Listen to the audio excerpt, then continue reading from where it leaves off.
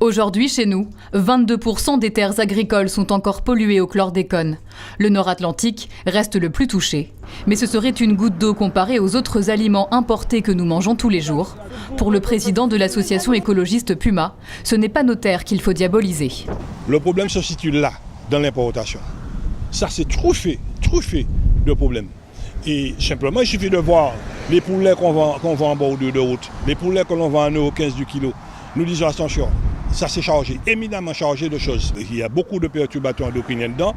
Il y a des choses que nous trouvons, des hormones de croissance. Aujourd'hui, nous posons une résistance en ce qui concerne les antibiotiques. Il y a une raison, c'est ça. Le mélange de tout ce qui entre en Martinique, accompagné de tout ce que nous avons avalé, tout ce qui a vécu les 30 dernières années en Martinique, ont de la chlordécone dans la graisse. Mélangé à ça, ça nous donne ce cocktail, cette bombe chimique.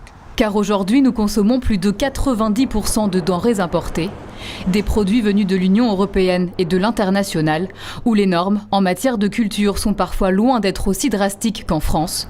Dernier exemple en date, avec des aliments venus du Brésil.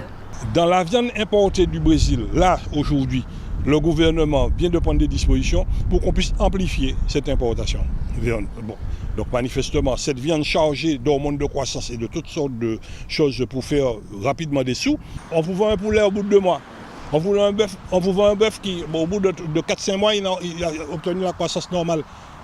Chimiquement, quand on regarde qu'est-ce qu'il y a dedans, scientifiquement, quand on regarde qu'est-ce qu'il y a dedans, on est complet. Mais compte tenu du fait que la consommation est faite par nous en bout de chaîne, tout ça reste stocké chez nous et nous voyons déjà les dégâts dans la population martiniquaise.